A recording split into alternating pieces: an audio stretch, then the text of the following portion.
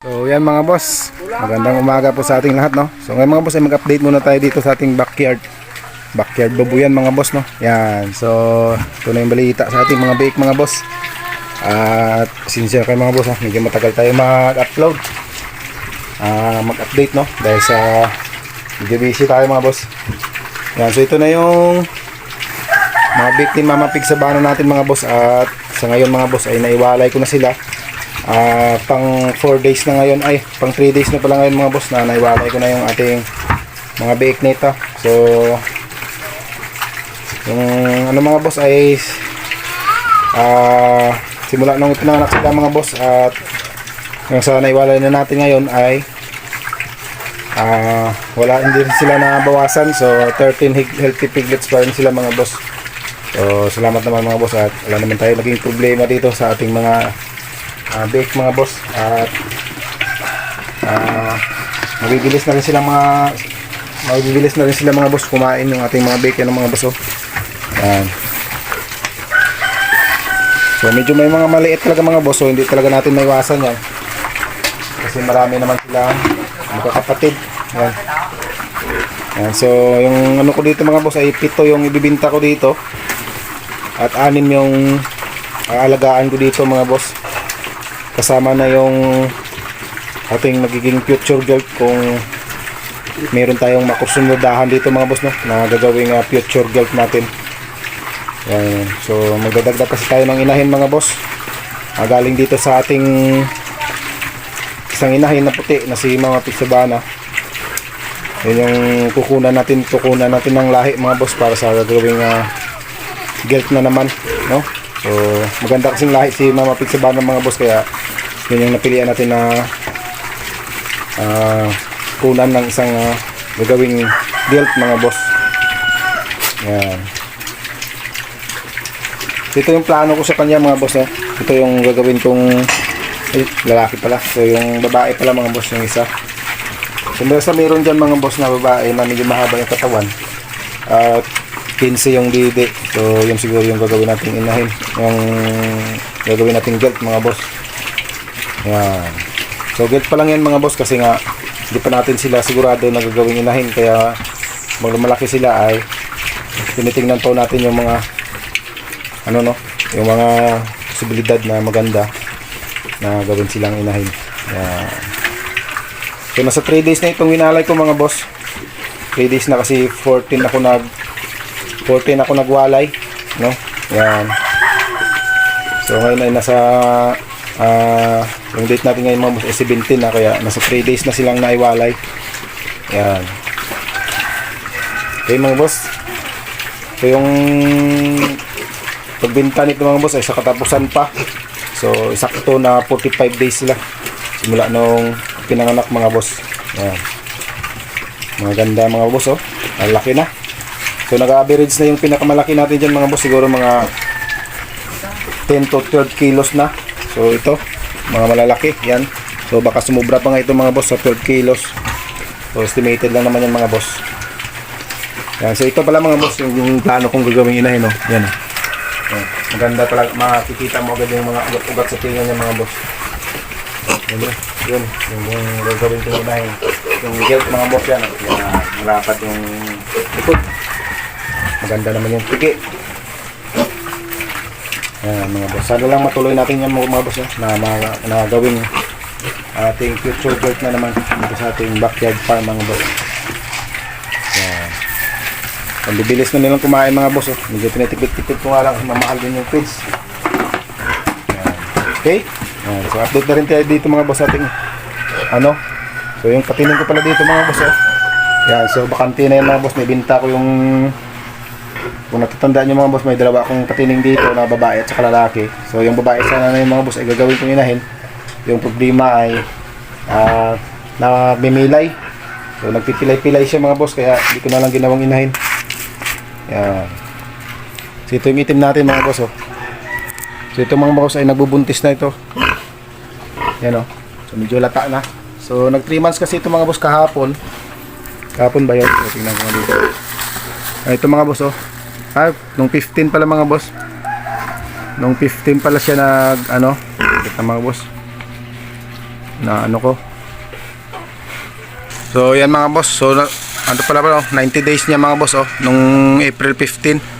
So ngayon 17 days, nasa 92 days na siya na buntis mga boss. Yan. Yung ating itim. Itim natin na inahin. Yan. So nasa 92 days na siya at hindi pa ako nakapag-shift ng pagkain ng mga boss. So nasa gestating phase pa rin siya. Plano ko mag transition ng feeds dito mga boss ay sa palit ng feed dito mga boss ay sa ano, sa 105 days niya. 105 days, 100 to 105 days ay baka mag-lactating na ako dito mga boss. Okay? Yan. Sana lang maganda panganganak nito. Hindi lang bababa ng 10 yung ano. Okay na sa atin mga boss. Ganyan. Okay? Yan. Dito mga boss, update din tayo dito. Yan sa ating bagong panganak na inahin. Bagong walay pala. Yan mga boss. Si Mama Pig, Sabana natin. Yan yung puti. Si Mama Pig Sabana. So ito mga boss yung nanganak ng 13 at sa kasalukuyan mga boss ay 13 pa rin, no? Walang bawas. So magandang inahin. So magandang mag-alaga ng mga biik. Yan si Mama Pig Sabana natin. So ito mga boss ay niwalay ko rin sila, no, nawalay ko mga biik na nung April 14, no? So nasa 3 days na rin siya na naiwalay. At kahapon mga boss ay nagpurga na ako sa kanya. So sana hindi lang siya maglugon mga boss. Hindi lang siya maabutan ng paglugon bago siya maglandi, no? Yan, pag nabutan kasi ng paglugon yung mga boss or paglagas ng balahibo ay baka mahirapan na naman tayo sa kanya, no? Mag-breed ulit. Matatagalan kasi yung mga boss pag naglulugon yung isang minahing baboy natin. Nakakawalay lang. Yan. So yung plano ko ngayon mga boss, ngayong araw na ito mismo mga boss ay mag-inject ako sa kanya ng 5 ml na Norobet, no? Vitamins with vitamin ADA mga boss, para sa kanyang next breeding. So nasa dry period pa siya ngayon mga boss. Sa lukuyan mga boss, nasa dry period pa lang siya ngayon mga boss. Yan. So yan muna mga boss yung ating update, no? So ating backyard babuyan dito. At ito mga boss, oh, sira-sira yung kanyang ano, puro na lang tali ng guma yan mga boss, oh. Tali ng ating sira-sira kasi mga boss. So pag may oras ako mga boss ay gagawin ko pa yan. So yan pa yung mga gagawin ko dito kasi nga sira niya kasi yung mga bake niya ay pag dumidede ay pumapasok yung likod dyan sa loob, sa ilalim pumapasok yung likod niya. Pag bumangon siya ay yung nasira yung ating parawing pen, yung ating bakal nito, Bartolina mga boss, oh. Kita nyo naman mga boss, oh, sira na, oh. So yung plano ko dito mga boss eh, gagawin ko siyang 3 feet dito. So steady lang doon sa 2 feet yung ano niya, yung lapad niya, steady lang doon sa 2 feet. Dito gagawin kong 3 feet kasi dito siya naiipit eh. Dito siya medyo hindi siya makagalaw at saka maikli kasi. So 7 feet naman itong haba ng ating Bartolina mga boss. Yung problema ay napakahaba ng ating inahin na ito. Napakahaba ng ating inahin mga boss, kaya i-adjust natin yung ating parawing pin. Yan. So dito okay lang naman to, matibay to mga boss. Kung okay yung ating parawing pin na ito sa ano. So ito mga boss ay yung due date nito sa May 9, no? Yung 114 days ng ating itim na ito ay nasa 100 nasa May 9 mga boss, 114 days nito. So yun yung due date niya mismo mga boss. So, sana lang magandang panganak natin inahin itim, no? Yan. So yan mga boss, oh, nagtanda ko rito. Yan. So April 14 ako nagwalay. So April 21 mga boss, magpupurga ako ng ating mga biik, no? Magpupurga ako ng ating mga biik sa April 21. So 1 week silang naiwalay. Magpupurga tayo. And then bago natin sila ibenta, i-vitamins muna natin para maganda naman yung resulta sa bibili, no? So 7 ulo lang yung ibibenta ko dyan mga boss, 7 bake lang. So yung 6 yung iba gagawin natin gelt, yung iba bibenta natin. Yan. Okay? So pasensyahan nyo na mga boss at ngayon lang tayo nakapag-update. Yan. So tingnan ulit natin yung ating mga bik mga boss. Ayan. Ayun walang problema sa tae nila mga boss sa dumi nila. Ayan, kinakita nyo, bilog na bilog yan mga boss Ayan. So, yung problema natin, dito sila umiihi silang pakainan. So ginagawa ko mga boss, dun ko na lang binibigay yung kanilang mga pagkain sa lapag, sa flooring natin. Ang gaganda na sila mga boss. Grabe quality mga boss, mga bik natin ngayon. Quality talaga si mga pig natin ng mga boss na inahin.